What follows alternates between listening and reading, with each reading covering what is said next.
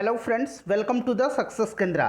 Friends, जैसे कि आप सभी जानते हैं कि हम लोग लूसेंट जी के ऑब्जेक्टिव बुक को कवर करें। और फ्रेंड्स, अब हम लोग आधुनिक भारत के इतिहास को कवर कर रहे हैं। हम लोगों ने प्राचीन भारत के इतिहास और मध्यकालीन भारत के इतिहास को कंप्लीट कर लिया है।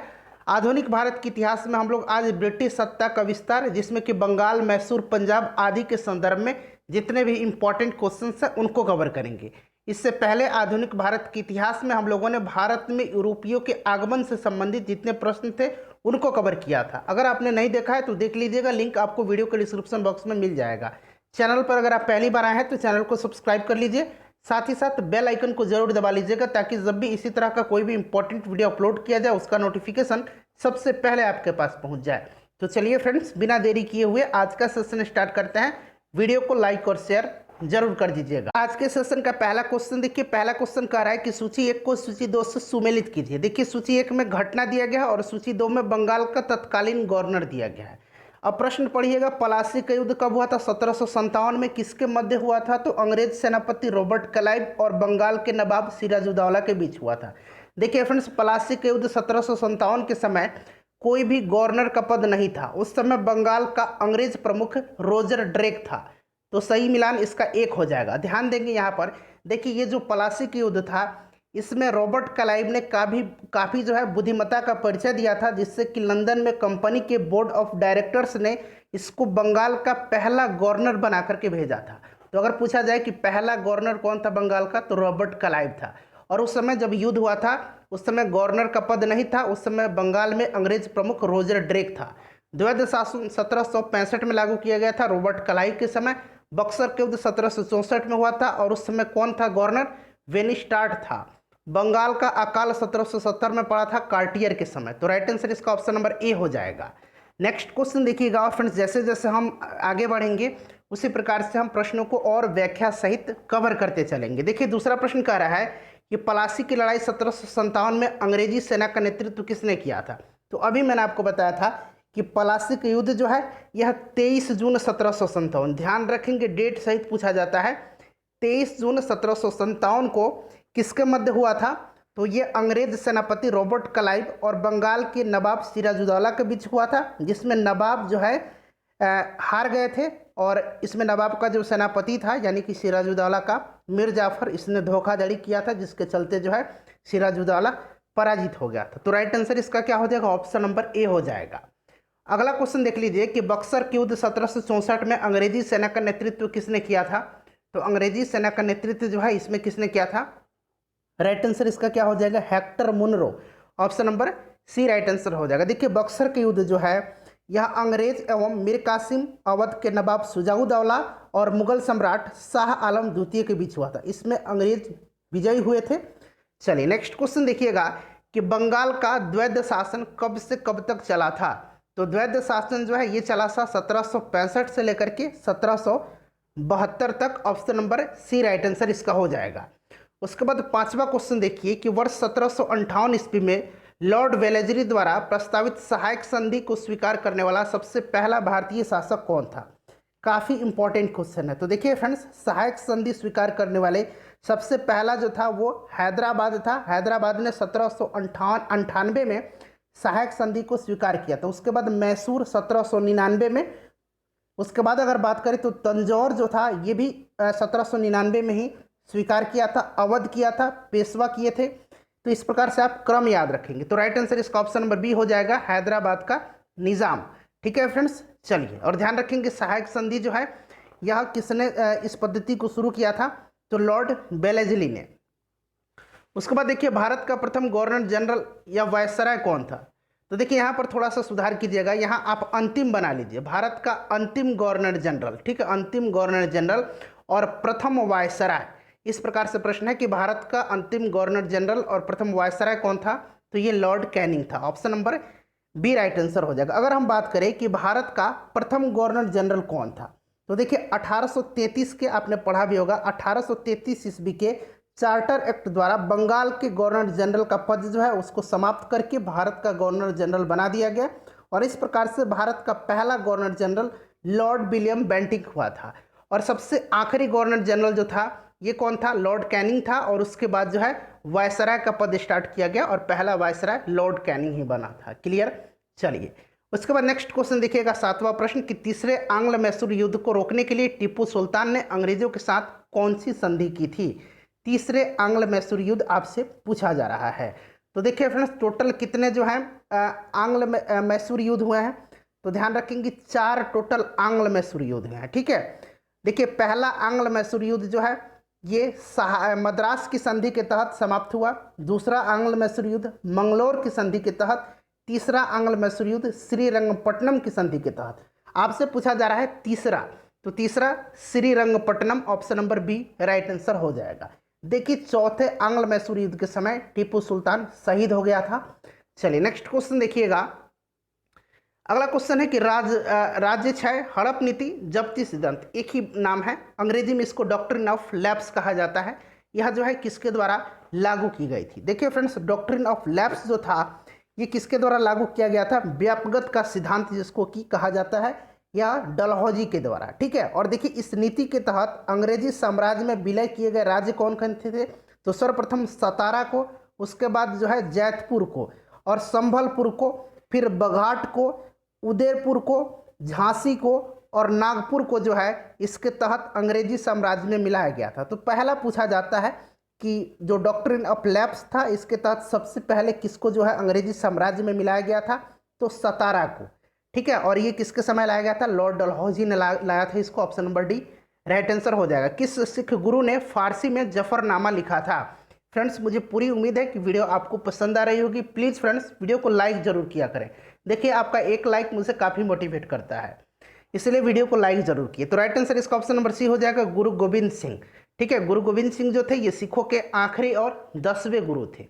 अगला क्वेश्चन देखिएगा कि भारत में डाक व्यवस्था शुरू करने वाला ब्रिटिश गवर्नर जनरल कौन था? तो राइट आंसर इसका क्या हो जाएगा? देखिए 1854 ईस्वी में, 1854 ईस्वी में ध्यान रखेंगे किसके समय में? तो ये लॉर्ड डलहौजी के समय में। ठीक है, नया पोस्ट ऑफिस एक्ट पारित हुआ और भारत में पहली बार डाक टिकट का प्रचलन किया गया। तो राइट आंसर इसका हो जाएगा लॉर्ड डलहौजी। लॉर्ड डलहौजी के समय जो है आपको याद होगा कि भारत में पहली बार 1853 में बंबई से लेकर के थाने के बीच में रेल चलाई गई थी। डलहौजी को भारत में रेलवे का जनक माना जाता है। अगला क्वेश्चन देखिएगा कि किस सिख गुरु ने गुरु नानक की जीवनी लिखी थी? किस सिख गुरु ने गुरु नानक की जीवनी लिखी थी? बताइए। राइट आंसर इसका हो जाएगा ऑप्शन नंबर डी, गुरु अर्जुन देव। देखिए फ्रेंड्स, गुरु अर्जुन देव जो थे ये सिखों के कौन से गुरु थे? क्रम भी आपको याद रखना है। तो गुरु अर्जुन देव सिखों के 5वें गुरु थे और इन्होंने सिखों के धार्मिक ग्रंथ आदि ग्रंथ की रचना की। इसमें गुरु नानक के प्रेरणाप्रद प्रार्थनाएं और गीत संकलित हैं, ध्यान रखेंगे। चलिए अगला क्वेश्चन देखिएगा कि सिखों के सैन्य संप्रदाय खालसा पंथ का प्रवर्तन किसने किया था? तो खालसा पंथ की स्थापना 1699 में, ध्यान रखेंगे 1699 ईस्वी में किसने किया था? वैसाखी के दिन गुरु गोविंद सिंह ने किया था। अगला क्वेश्चन देखिए कि 1757 में सिराजुद्दौला किसके द्वारा पराजित किया गया? Question number 13। तो अभी मैंने बताया था कि 1757 में पलासी के युद्ध हुआ था और इसमें अंग्रेज सेनापति रॉबर्ट क्लाइव था। नेक्स्ट क्वेश्चन 14 नंबर देखिए, निम्नलिखित में से किसने लॉर्ड वेलेस्ली के साथ सहायक संधि पर हस्ताक्षर किए थे? तो अभी मैंने थोड़ी देर पहले आपको बताया था सहायक संधि के बारे में। सहायक संधि पर हैदराबाद, तंजौर, अवध, पेशवा, बरार एवं भोंसले, सिंधिया तथा अन्य सहायक संधि करने वाले कौन से थे? जोधपुर, जयपुर, मछेड़ी, बूंदी और भरतपुर। तो देखिए इसमें से राइट आंसर क्या हो जाएगा? ऑप्शन नंबर इसका डी हो जाएगा। 1, 2 और 3 हैदराबाद के निजाम हो जाएगा, अवध के नवाब हो जाएगा और मैसूर के राजा। ये नहीं थे बंगाल के नवाब। ठीक है, तो 1, 2, 3 इसका करेक्ट आंसर हो जाएगा। 15 देखिए कि निम्नलिखित में से सिख गुरुओं की सही कालक्रम बताइए। तो फ्रेंड्स सबसे पहले गुरु नानक, उसके बाद गुरु अंगद, गुरु अमरदास, गुरु रामदास, गुरु अर्जुन देव, गुरु तेग बहादुर। तो आप यहाँ देखिए नानक देव के बाद क्या आना चाहिए था? गुरु अंगद का नाम आना चाहिए था। अंगद के बाद अमरदास का आना चाहिए था। अमरदास के बाद रामदास, रामदास के बाद अर्जुन देव और तेग बहादुर। तो यहाँ से क्रम जो है ऑप्शन नंबर डी दिया हुआ है, अमरदास, रामदास, गुरु अर्जुन देव और गुरु तेग बहादुर। नेक्स्ट क्वेश्चन देखिएगा कि सुगौली की संधि 1816 में हुई थी। इस बात को आपको ध्यान रखना है। सुगौली की संधि कब हुई थी? 1816 में हुई थी। और किनके बीच संपन्न हुई थी? तो 1816 में उस समय कौन गवर्नर था? लॉर्ड हेस्टिंग्स था। ठीक है फ्रेंड्स, तो राइट आंसर इसका जो है यह कब हुआ, किसके बीच हुआ था, तो कंपनी और नेपाल के बीच हुआ था। ठीक है फ्रेंड्स, ध्यान रखेंगे। राइट आंसर इसका ऑप्शन नंबर ए हो जाएगा। 17 नंबर देखिए, टीपू सुल्तान की मृत्यु 1799 में कहाँ हुई थी। तो देखिए फ्रेंड्स, टीपू सुल्तान की मृत्यु जो है यह 1799 में आखिरी और चतुर्थ आंग्ल मैसूर युद्ध के दौरान हो गई थी। ठीक है, टीपू सुल्तान को शेरे मैसूर कहा जाता था और श्रीरंगपट्टनम में आखिरी आंग्ल मैसूर युद्ध कह सकते हैं आप, चतुर्थ आंग्ल मैसूर युद्ध के समय। Option number C right answer हो जाएगा। क्वेश्चन नंबर 18 देखिए, हड़प की नीति डॉक्ट्रिन ऑफ लैम्प्स के अंतर्गत कौन से भारतीय राज्य कब्जे में किए गए। तो मैंने आपको बताया था झांसी, नागपुर, सतारा और भी थे, लेकिन ये ऑप्शन नंबर बी करेक्ट दिया गया है। डॉक्ट्रिन ऑफ लैम्प्स डलहौजी के द्वारा लाया गया था। ठगी प्रथा के उन्मूलन से संबद्ध गवर्नर जनरल कौन थे। तो ठगी प्रथा और सती प्रथा ये लॉर्ड विलियम बेंटिक ने किया था। ध्यान रखेंगे, लॉर्ड विलियम बेंटिक ने, ध्यान रखेंगे। अभी मैंने लॉर्ड विलियम बेंटिक के बारे में बताया था कि ये भारत के प्रथम गवर्नर थे। ठीक है, गवर्नर जनरल थे। उसके बाद राजा राम मोहन राय के सहयोग से 1829 में सती प्रथा को इन्होंने समाप्त किया और कर्नल सलीमन की सहायता से 1830 में इन्होंने ठगी प्रथा को समाप्त किया था। क्लियर है। चलिए, उसके बाद देखिए, वोडियार कहाँ के शासक थे। तो राइट आंसर जो है 20 का क्या हो जाएगा, ऑप्शन नंबर ए मैसूर रियासत। टीपू सुल्तान की राजधानी कहाँ थी, श्रीरंगपट्टनम थी। Option number A right answer हो जाएगा। क्लाइव को बंगाल का गवर्नर बनाया गया। अभी मैंने बताया था कि 1757 के प्लासिक युद्ध के बाद रॉबर्ट क्लाइव को बंगाल का गवर्नर बनाया गया। तो right answer option number B हो जाएगा 1757। और 1757 से लेकर के 1760 तक ये गवर्नर रहा था। उसके बाद फिर यह स्वदेश चला गया और दोबारा फिर 1765 से लेकर के 1767 तक इसको फिर से बनाया गया। ठीक है, चलिए, उसके बाद देखिए, भारत का प्रथम governor general lord William Bentinck था। Option number C right answer हो जाएगा। 24 नंबर देखिए, द्वैध शासन नीति को किसने समाप्त किया। तो अभी हम लोगों ने देखा था द्वैध शासन नीति जो है समाप्त किसके द्वारा किया गया था, तो वारेन हेस्टिंग के द्वारा। ठीक है, उसके बाद देखिए, अंग्रेजों का सर्वाधिक विरोध किसने किया था। तो सर्वाधिक विरोध जो है मराठों ने किया था। Option number D correct answer हो जाएगा। पलासी का युद्ध 1757 अत्यधिक ऐतिहासिक महत्व का था, क्योंकि, तो सही आंसर बताना है, क्योंकि इसने बंगाल में ब्रिटिश वर्चस्व के लिए मार्ग प्रशस्त किया और उसके बाद संपूर्ण भारत पर ब्रिटिश नियंत्रण के लिए रास्ता खुल गया। Option number B correct answer इसका हो जाएगा। ब्रिटिश सरकार भारतीयों को आधुनिक शिक्षा देना चाहती थी। इसमें उनका उद्देश्य क्या था। तो इसमें उद्देश्य था भारत में अपनी राजनीतिक सत्ता की नींव सुदृढ़ करना। Option number A right answer इसका हो जाएगा। ठीक है, उसके बाद अगला क्वेश्चन देखिएगा। नेक्स्ट क्वेश्चन है हमारा कि प्रशासनिक अव्यवस्था यानी कि कुशासन के आधार पर डलहौजी ने किस राज्य को ब्रिटिश साम्राज्य में मिला लिया था। तो करेक्ट आंसर आप ध्यान रखेंगे फ्रेंड्स, करेक्ट आंसर जो होगा इसका क्या हो जाएगा, तो 1856 में, ध्यान रखेंगे 1856 में अवध को कुशासन का आरोप लगा करके, अवध पर कुशासन का आरोप लगा करके अंग्रेजी राज्य में मिला लिया गया। और उस समय अवध का नवाब पूछा जाता है कि कौन था, तो वाजिद अली शाह था। राइट आंसर अवध हो जाएगा, ऑप्शन नंबर ए। उसके बाद देखिए, आदि ग्रंथ किसने संकलित किया था। तो अभी मैंने थोड़ी देर आपको पहले बताया था, गुरु अर्जुन देव ने। भारत में आधुनिक शिक्षा प्रणाली की नींव किससे पड़ी। तो करेक्ट आंसर इसका क्या हो जाएगा, 1835 के मैकाले की मिनट से। ऑप्शन नंबर बी इसका राइट आंसर इसका हो जाएगा। ठीक है, ध्यान रखेंगे, काफ़ी इंपॉर्टेंट क्वेश्चन है। ठीक है फ्रेंड्स, चलिए देखिए, 1835 में जो है विलियम बेंटिक उस समय गवर्नर जनरल था। कौन था, विलियम बेंटिक। और इसी के समय मैकाले की अनुशंसा पर अंग्रेजी को शिक्षा का माध्यम बनाया गया। ठीक है, चलिए नेक्स्ट क्वेश्चन देखिए, निम्नलिखित का सही कालक्रम क्या होगा। तो देखिए फ्रेंड्स, सबसे पहले रॉबर्ट क्लाइव, उसके बाद वेनिस्टार्ट, फिर कार्टियर और फिर वारेन हेस्टिंग्स। तो 1 2 4 3 देख लीजिए, ऑप्शन नंबर बी इसका राइट आंसर हो जाएगा। उसके बाद देखिए, भारत में ईस्ट इंडिया कंपनी की सफलता का राज क्या था। तो फ्रेंड्स राइट आंसर हो जाएगा इसका उपयुक्त तीनों। ठीक है, पढ़ लीजिए आप सभी को। उसके बाद नेक्स्ट क्वेश्चन देखिएगा कि भारत में निम्न वायसराय में से किसके काल में Indian penal code, civil procedure code और क्रिमिनल प्रोसीजर कोड पारित किए गए थे। तो करेक्ट आंसर इसका क्या हो जाएगा, लॉर्ड कैनिंग के समय में। किसके समय में फ्रेंड्स, लॉर्ड कैनिंग के समय में। ठीक है, ध्यान रखेंगे, काफ़ी इंपॉर्टेंट क्वेश्चन है। नेक्स्ट क्वेश्चन देखिएगा, तो राइट आंसर इसका ऑप्शन नंबर सी हो जाएगा 33 का। और कैनिंग के समय ही 1856 में, याद रखेंगे 1856 में विधवा पुनर्विवाह अधिनियम स्वतंत्र रूप से लागू किया गया था। ठीक है, इसी के समय इंडियन हाई कोर्ट एक्ट पारित हुआ जिसके द्वारा बम्बई, कलकत्ता, मद्रास में एक एक उच्च न्यायालय की स्थापना की गई।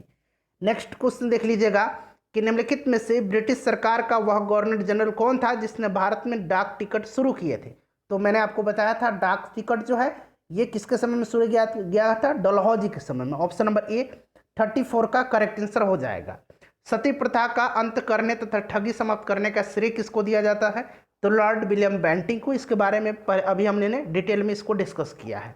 देखिए निम्नलिखित में से अवध के स्वायत्त राज्य का संस्थापक कौन थे, तो करेक्ट आंसर हो जाएगा सादत खां बुरहान उल मुल्क। ठीक है, ध्यान रखेंगे, इंपॉर्टेंट है। उसके बाद 37 नंबर देखिए, निम्नलिखित में से किसने मीर कासिम तथा सुजाउद्दौला के साथ मिलकर के अंग्रेजी ईस्ट इंडिया पर युद्ध घोषित किया और वे बाद में बक्सर के युद्ध में अंग्रेजों से पराजित हुए। तो करेक्ट आंसर इसका हो जाएगा शाह आलम द्वितीय, मुगल सम्राट शाह आलम द्वितीय। उसके बाद देखिए क्वेश्चन नंबर 38। और फ्रेंड्स इससे पहले हम लोगों ने प्राचीन भारत की इतिहास, मध्यकालीन भारत के इतिहास को कंप्लीट कर लिया है। लिंक डिस्क्रिप्शन में मिल जाएगा या फिर मैंने प्लेलिस्ट बना दिया है लूसेंट जीके ऑब्जेक्टिव के नाम से, आप लोग जरूर देख लीजिएगा। देखिए ईस्ट इंडिया कंपनी और बंगाल के नवाब के बीच जब पलासी का युद्ध हुआ उस समय मुगल सम्राट कौन था, काफ़ी इंपॉर्टेंट है। तो राइट आंसर हो जाएगा आलमगीर द्वितीय। ऑप्शन नंबर अजीजुद्दीन आलमगीर द्वितीय, इंपॉर्टेंट है, ध्यान रखिएगा। ठीक है फ्रेंड्स, चलिए उसके बाद अगला क्वेश्चन देख लीजिएगा। नेक्स्ट क्वेश्चन है हमारा कि ईस्ट इंडिया कंपनी के नेतृत्व में रॉबर्ट क्लाइव का उत्तराधिकारी निम्नलिखित में से कौन था, तो करेक्ट आंसर इसका क्या हो जाएगा, हेस्टिंग था। ठीक है, चलिए वारेन हेस्टिंग्स। नवाब सिराजुद्दौला और ईस्ट इंडिया कंपनी के बीच संघर्ष का प्रमुख कारण क्या था, तो प्रमुख कारण जो था, राइट आंसर इसका जो है ऑप्शन नंबर बी हो जाएगा, अंग्रेजों ने व्यापार छूटों का दुरुपयोग किया था। पलासी के युद्ध में केवल कुछ सरदारों ने सिराजुद्दौला का साथ दिया, वे सरदार निम्न में से कौन थे, तो राइट आंसर इसका जो है क्या हो जाएगा फ्रेंड्स, मोहनलाल और कौन थे, मीर मदान। मोहनलाल और मीर मदान, ध्यान रखेंगे, पूछा जाता है। ठीक है, तो करेक्ट आंसर इसका क्या हो जाएगा, मोहनलाल और मीर मदान। ठीक है, चलिए तो सही आंसर इसका 1 और 4 हो जाएगा, ऑप्शन नंबर सी। काल कोठरी ब्लैक होल की घटना जिसमें 146 में से 123 लोग एक छोटी कोठरी बंद कर दिए गए थे जिसके कारण मर गए थे, वो घटना घटी थी। तो काल कोठरी की घटना बताइए, right answer black hole tragedy. तो करेक्ट आंसर जो है इसका क्या हो जाएगा, ऑप्शन नंबर डी हो जाएगा, कोलकाता में। अगला क्वेश्चन देखिए, नेक्स्ट क्वेश्चन है फ्रेंड्स क्वेश्चन नंबर 43 की पलासी के युद्ध के बाद भारत के लिए शाश्वत दुख की काली रात का आरंभ हुआ, यह किस बांग्ला कवि का कथन है, तो यह जो कथन है यह है नवीन चंद्र सेन की। उसके बाद देखिए किस इतिहासकार ने 1765 ईस्वी से 1772 तक कंपनी के राज्य को डाकुओं की राज्य की संज्ञा दी है, डाकुओं का राज्य का संज्ञा दिया है, तो फ्रेंड्स ये दिया है कि एम पणिकर ने। Option number B correct answer हो जाएगा। सुरक्षा प्रकोष्ठ नीति यानी कि रिंग फेंस पॉलिसी संबंधित है, तो यह संबंधित है वारेन हेस्टिंग्स से, option number A right answer हो जाएगा। इलाहाबाद की संधि 1765 ईस्वी के बाद रॉबर्ट क्लाइव ने मुर्शिदाबाद का उपदीवान किसे बनाया था। देखिए फ्रेंड्स, अगर हम उपदीवान की बात करें तो रॉबर्ट क्लाइव ने बंगाल के समस्त क्षेत्र के लिए 2 उपदीवान जो है बनाए थे, बंगाल के लिए मोहम्मद रजा खां और बिहार के लिए राजा सिताब राय को। तो right answer option number A हो जाएगा, बंगाल के लिए मुर्शिदाबाद बंगाल में आता है, बंगाल के लिए मोहम्मद रजा खां और बिहार पूछा जाता तो राजा सिताब राय। उसके बाद देखिएगा 47 नंबर की निम्नलिखित में से किस भारतीय को रॉबर्ट क्लाइव ने बिहार का नायाब दीवान नियुक्त किया था, तो अब बिहार के लिए राइट आंसर राजा सिताब राय हो जाएगा। रणजीत सिंह ने सुप्रसिद्ध कोहिनूर हुरा प्राप्त किया था, तो ये प्राप्त किया था शाह शुजा से। उसके बाद देखिए ब्रिटिश जनरल जिसने हैदर अली को पोर्टोनोवा की युद्ध में हराया था, ये कौन था, तो sir Eyre Coote, option number B correct answer हो जाएगा। महाराजा रणजीत सिंह के उत्तराधिकारी कौन थे, तो सही आंसर जो है खड़क सिंह हो जाएगा। उसके बाद देखिए निम्नलिखित में से कौन जो है सुमेलित नहीं है, निम्नांकित में से कौन सुमेलित नहीं है, तो देखिए फ्रेंड्स इसमें से जो सुमेलित नहीं है option number C correct answer इसका हो जाएगा, ये सुमेलित नहीं है। उसके बाद देखिए किस सिख गुरु ने विद्रोही राजकुमार खुसरो की सहायता धन एवं आशीर्वाद से किया था, तो ये गुरु अर्जुन देव थे, option number C right answer हो जाएगा। खुसरो की सहायता करने के कारण जहांगीर ने 1606 ईस्वी में गुरु अर्जुन देव को मरवा दिया था। उसके बाद देखिए 53 नंबर के सबसे अधिक निर्णायक युद्ध जिसने अंग्रेजों को भारत में प्रभुत्व को संस्थापित कर दिया था, तो ये कौन सा था फ्रेंड्स, ये था बक्सर का युद्ध। चूंकि बक्सर के युद्ध में तीन जो थे एक तरफ थे, तीन शासक एक तरफ थे और तीनों की संयुक्त रूप से हार हो गई थी। ठीक है, चलिए अगला क्वेश्चन देखिएगा कि 1 नवंबर 1858 को महारानी विक्टोरिया का घोषणा पत्र इलाहाबाद में पढ़ करके सुनाया था। तो ये लॉर्ड कैनिंग ने। Option number B right answer हो जाए कि रणजीत सिंह किस मिसल से संबंधित है। देखिए फ्रेंड्स, रणजीत सिंह का जन्म जो है यह 2 नवंबर 1780, ठीक है, 2 नवंबर 1780 को, ध्यान रखेंगे, सुकर चकिया मिसल के मुखिया महासिंह के यहाँ हुआ था। ठीक है, तो सुकर चकिया मिसल हो जाएगा यहाँ पर। देखिए option number A correct answer हो जाएगा। उसके बाद देखिए तथाकथित कुशासन के आरोप पर किस गवर्नर जनरल ने मैसूर राज्य के प्रशासन को ले लिया था। तो सही आंसर ऑप्शन नंबर सी हो जाएगा, लॉर्ड विलियम बेंटिक ने। किसने अपनी राजधानी मुर्शिदाबाद से मुंगेर स्थानांतरित की। मुर्शिदाबाद से मुंगेर जो है राजधानी को किसने स्थानांतरित किया था। तो करेक्ट आंसर क्या हो जाएगा, मुर्शिदाबाद से मुंगेर जो है मीर कासिम ने किया था। Option number D correct answer इसका हो जाएगा। ठीक है फ्रेंड्स, चलिए उसके बाद देख लीजिएगा कि किसकी समाधि के कारण नंदेड़ गुरुद्वारा सिखों द्वारा पवित्र माना जाता है। तो राइट आंसर इसका जो है ऑप्शन नंबर डी गुरु गोविंद सिंह। उसके बाद देखिए बक्सर के युद्ध 1764 के समय दिल्ली का शासक कौन था। शाह आलम द्वितीय था। Option number D correct answer हो जाएगा। टीपू सुल्तान अंग्रेजों के साथ युद्ध में कब मारे गए थे। तो कब, 1799 में, चतुर्थ आंग्ल मैसूर युद्ध के समय। किसके शासनकाल में ब्लैक होल की दुर्घटना घटित हुई। तो ब्लैक होल ट्रेजेडी सिराजुद्दौला के समय में। सिखों के अंतिम गुरु Guru Gobind Singh. Option number B. 63 number देखिएगा कि निम्नलिखित में से कौन सा युद्ध था जिसने भारत में ब्रिटिश प्रभुत्व का प्रारंभ किया। तो ये युद्ध कौन सा था, ये पलासी का युद्ध था। ठीक है, और स्थापित पूर्णतः हो गया बक्सर के युद्ध में। तो प्रारंभ यहाँ पूछा जा रहा है, तो पलासी का युद्ध। उसके बाद डिंडीगुल का नाम आपने सुना होगा। डिंडीगुल के ताले को जीआई टैग दिया गया है। ये तमिलनाडु में एक नगर का है। ठीक है, उसके बाद देखिए बंगाल के किस गवर्नर के समय में सरकारी खजाना मुर्शिदाबाद से कलकत्ता स्थानांतरित की गई थी। तो राइट आंसर इसका ऑप्शन नंबर डी वारन हेस्टिंग था। उसके बाद देखिए किस अधिनियम के तहत वारन हेस्टिंग बंगाल का प्रथम गवर्नर जनरल बनाए गए। तो आपको पता होगा ये कौन सा अधिनियम था। तो राइट आंसर रेगुलेटिंग एक्ट था। Regulating act 1773। Option number A correct answer हो जाएगा। किसके समय में कोलकाता में प्रथम न्यायालय की स्थापना की गई थी। तो कोलकाता में प्रथम न्यायालय की स्थापना जो है ये किसके समय में की गई थी। तो राइट आंसर जो है फ्रेंड्स इसका क्या हो जाएगा, बताइए। करेक्ट आंसर इसका ऑप्शन नंबर डी हो जाएगा, वारन हेस्टिंग के समय में। ठीक है फ्रेंड्स, ध्यान रखेंगे। और इसी के समय 1781 में कोलकाता में मुस्लिम शिक्षा के लिए प्रथम मदरसा भी स्थापित किया गया था। अगला क्वेश्चन देखिएगा कि बंगाल के किस गवर्नर जनरल के काल में पिट्स इंडिया एक्ट 1784 पारित किया गया। पिट्स इंडिया एक्ट 1784, इसका विरोध में इस्तीफा देकर के वारन हेस्टिंग्स जो है इंग्लैंड पहुंचा, इसी के विरोध में। तो ये वारन हेस्टिंग के समय में right answer option number A हो जाएगा। निम्नलिखित में से कौन सा युग्म सही सुमेलित है। तो देखिए तृतीय आंग्ल मैसूर युद्ध 1790-92 के दरमियान हुआ था। और उसके बाद फ्रेंड्स यहाँ पर आप 3 नंबर देख रहे हैं, प्रथम आंग्ल बर्मा युद्ध, ये 1824-26 के। तो right answer option number D हो जाएगा। उसके बाद देखिए सिख गुरुओं से संबंधित निम्नलिखित कथनों पर विचार कीजिए और इसमें से जो है सही उत्तर आपको चुन करके बताना है।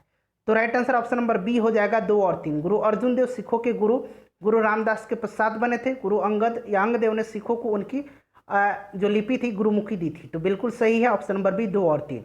उसके बाद देख लीजिएगा कि भारत में ब्रिटिश शासन के दौरान निम्नलिखित राजसी यानी कि प्रिंसली स्टेट्स पर विचार कीजिए और ब्रिटिश द्वारा इनके समामेलन यानी कि विलय का सही कालक्रम बताना है। तो करेक्ट आंसर इसका ऑप्शन नंबर सी हो जाएगा, 3, 2, 1। ठीक है, 3, 2 सतारा, संबलपुर और झांसी। मैंने अभी आपको बताया था सतारा, संबलपुर और झांसी। ठीक है, ध्यान रखेंगे। चलिए अगला क्वेश्चन देखिएगा कि निम्नलिखित भारतीय शासकों में से कौन था जिसने कि विदेशों में आधुनिक पद्धति से दूतावास स्थापित किए थे। कई बार पूछा गया है। टीपू सुल्तान करेक्ट आंसर हो जाएगा। उसके बाद देखिए ब्रिटिश भारतीय राज्य क्षेत्र का अंतिम प्रमुख विस्तार हुआ, तो ये हुआ डलहौजी के समय में। देखिए मिलान करना है, 1775 में जो है 1775 में क्या हुआ था। तो देखिए फ्रेंड्स ये हुआ था प्रथम आंग्ल मराठा युद्ध। उसके बाद अगर बात करें तो 1780 में द्वितीय आंग्ल मैसूर युद्ध, 1824 में प्रथम आंग्ल बर्मा युद्ध, उसके बाद 1838 में प्रथम आंग्ल अफगानी युद्ध। तो राइट आंसर इसका ऑप्शन नंबर सी हो जाएगा। उसके बाद नेक्स्ट क्वेश्चन देखिए, ठगों के दमन में निम्नलिखित में से कौन संबद्ध था। तो राइट आंसर इसका जो है कर्नल सलीमन की सहायता से ठगी प्रथा को लॉर्ड विलियम बेंटिंक ने समाप्त किया था। उसके बाद देखिएगा यहाँ मिलान करना है। तो देखिए फ्रेंड्स, इसमें से अगर हम बात करें तो बहादुर शाह प्रथम, ठीक है, बहादुर शाह प्रथम, तो ये क्या हो जाएगा, शाहे बेखबर के नाम से इसको जाना जाता था। फर्रुखसियर को मुगल वंश का घृणित कायर कहा जाता था। मोहम्मद शाह को सुंदर स्त्रियों के निकट मतलब आकर्षित होने के कारण सुंदर युवतियों की तरफ इसको रंगीला के नाम से जाना जाता था। बहादुर शाह द्वितीय को बहादुर शाह जफर कहा जाता है। तो right answer option number A हो जाएगा। उसके बाद देखिए 1707 ईस्वी में औरंगजेब की मृत्यु के बाद मोहम्मद मुअज्जम किस नाम से मुगल राज सिंहासन पर बैठा था। तो ये बहादुर शाह प्रथम के नाम से, ध्यान रखेंगे, शाह बेखबर, ठीक है। चलिए अगला क्वेश्चन देखिए कि बहादुर शाह प्रथम की मृत्यु के बाद जहांदार शाह मुगल सिंहासन पर आसीन हुआ, वह किसकी सहायता से सम्राट बना था। तो ये बना था जुल्फिकार खां की। Option number A correct answer हो जाएगा। फर्रुखसियर किसके सहयोग से मुगल बादशाह बना था। तो फ्रेंड्स फर्रुखसियर जो था ये बना था सैयद बंधु, ठीक है। और आपको पता भी होगा सैयद बंधुओं को किस नाम से जाना जाता है। तो सैयद बंधुओं को जो है ये नृप निर्माता के नाम से इनको जाना जाता था, ठीक है, मुगल वंश के नृप निर्माता, ठीक है, ध्यान रखेंगे। चलिए अगला क्वेश्चन देखिएगा, नृप निर्माता यानी कि किंग मेकर के रूप में किन्हें जाना जाता है, सैयद बंधु को। Option number D right answer हो जाएगा। सैयद बंधुओं ने मराठों के सहयोग से किस मुगल सम्राट को सत्ताच्युत कर हत्या कर दी। तो राइट आंसर जो है 81 का ऑप्शन नंबर बी हो जाएगा, फर्रुखसियर, ठीक है। उसके बाद देखिए सैयद बंधु ने किस किस को बादशाह बनाने का काम किया। तो ये किनको किनको किया था बताइए। राइट आंसर इसका क्या हो जाएगा, इसका राइट आंसर सभी को हो जाएगा, फर्रुखसियर, रफ़ीउद्दर्जात, रफ़ीउद्दौला और मोहम्मद शाह। तो ऑप्शन नंबर सी हो जाएगा। सैयद बंधुओं का पतन किसके समय में हुआ। तो फ्रेंड्स ये किसके समय में हुआ था, मोहम्मद शाह रंगीला के समय में, ठीक है, ध्यान रखेंगे, मोहम्मद शाह रंगीला के समय में। किस मुगल बादशाह का मूल नाम रोशन अख्तर था। तो करेक्ट आंसर इसका जो है मोहम्मद शाह रंगीला हो जाएगा।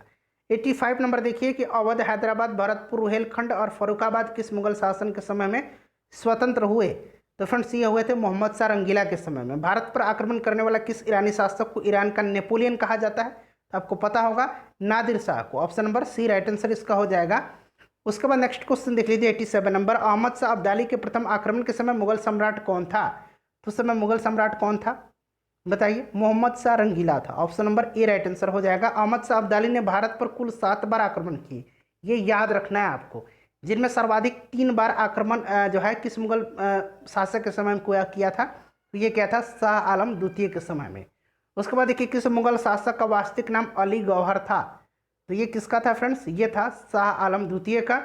उसके बाद देखिए कौन सा मुगल बादशाह विषम परिस्थितियों के कारण 12 वर्ष दिल्ली से दूर निर्वासित के रूप में जीवन बिताया और फिर मराठों की सहायता से दिल्ली की राजगद्दी पर पुनर्स्थापित हुआ। तो ये था शाह आलम द्वितीय। Option number D right answer हो जाएगा। कौन मुगल बादशाह एक बड़ा शायर भी था जिसके द्वारा अपने आखिरी समय में कहा गया, यह शेर विख्यात है, कितना है बदनसीब जफर के दमन के लिए 2 गज जमी भी ना मिली कुए यार में। तो ये किसने तो ये बहादुर शाह द्वितीय। राइट आंसर इसका ऑप्शन नंबर डी हो जाएगा। अंग्रेजों का पेंशनर बनने वाला प्रथम मुगल बादशाह कौन था। तो ये मुगल बादशाह शाह आलम द्वितीय था। उसके बाद देखिए यहाँ पर मिलान करना है, ठीक है फ्रेंड्स, तो मिलान कीजिए। देखिए फ्रेंड्स अगर हम बात करें तो 1773 बंगाल, मुर्शीद कुली जफर खां, इसका संस्थापक पूछा जा रहा है। एक तरफ देखिए फर्रुखाबाद का मोहम्मद का बंगस, कर्नाटक का साउदुल्ला खां, उसके बाद अवध का मीर मोहम्मद अमीन सादत खां, बुरहान उल मुल्क, ठीक है, ध्यान रखेंगे। Option number A right answer इसका हो जाएगा। उसके बाद देखिएगा फ्रेंड्स एक तरफ राज्य है, दूसरी तरफ संस्थापक है। तो देखिए फ्रेंड्स हैदराबाद की मीर कमरुद्दीन चिनकलिस खां, ठीक है, निज़ामुल मुल्क, रुहेलखंड अली मोहम्मद खां, भरतपुर बदन सिंह और मैसूर हैदर अली। तो option number A right answer इसका हो जाएगा। उसके बाद देखिए किस राज्य के शासक नवाब वजीर कहलाते थे। तो फ्रेंड्स ये कहलाते थे अवध के नवाब। किसने ग्रामीण जाटों के लिए एक सैनिक शक्ति के रूप में संगठित किया। तो फ्रेंड्स ये किसने किया था, चूड़ामन ने, ठीक है, ध्यान रखेंगे, चूड़ामनी या फिर चूड़ामन, ध्यान रखेंगे। उसके बाद देखिए निम्नलिखित में से किसे जाटों का अफलातून एवं जाटों का आदरणीय व विद्वान व्यक्ति कहा जाता है। तो ये किसको कहा जाता है, सूरजमल को। Option number C right answer हो जाएगा। 98 नंबर देखिए मुर्शीद कुली जाफर खां को बंगाल 1717 ईस्वी तथा उड़ीसा 1719 ईस्वी की सूबेदारी किस मुगल बादशाह से मिली। तो ये किससे मिली थी, फर्रुखसियर से किसने मुर्शिदाबाद की स्थापना की तथा उसे ढाका के स्थान पर बंगाल की राजधानी बनाया? तो राइट आंसर हो जाएगा मुर्शीद कुली खां। ठीक है, right answer option number A हो जाएगा, ढाका से मुर्शिदाबाद मुर्शीद कुली खां ने राजधानी बनाया। और मुर्शिदाबाद से मुंगेर किसने लाया था, ये भी पूछा जाता है, हम लोगों ने अभी डिस्कस भी किया था। तो मुर्शिदाबाद से जो मुंगेर जो है राजधानी को किसने लाया था? मीर कासिम ने। ठीक है, चलिए अगला क्वेश्चन देखिएगा कि बंगाल के शासक मुर्शीद कुली जफर खां एवं अंग्रेज ईस्ट इंडिया कंपनी के बीच विवाद का सर्वप्रमुख कारण क्या था? इसका कारण था मुगल बादशाह फर्रुखसियर द्वारा 1717 में जारी फरमान की मुर्शीद अली जाफर खां एवं ब्रिटिश कंपनी द्वारा अलग अलग व्याख्या। ऑप्शन नंबर ए इसका राइट आंसर हो जाएगा। 101 नंबर प्रश्न देखिए, किस मुगल बादशाह ने 1733 ईस्वी में बिहार की सूबेदारी बंगाल के नवाब सुजाउद्दीन से प्रदान की? सुजाउद्दीन को प्रदान की। तो ये राइट आंसर मोहम्मद शाह रंगीला हो जाएगा। उसके बाद फ्रेंड्स ये क्वेश्चन आपके लिए है, इसका आंसर बताइएगा कि प्लासी के युद्ध 1757 के समय बंगाल का नवाब कौन था? इसका आंसर आप कमेंट करके बताइएगा। और उम्मीद करता हूँ वीडियो पसंद आई होगी। प्लीज़ फ्रेंड्स वीडियो को लाइक और शेयर जरूर कर दीजिएगा। मिलते हैं नेक्स्ट वीडियो में। Thanks for watching.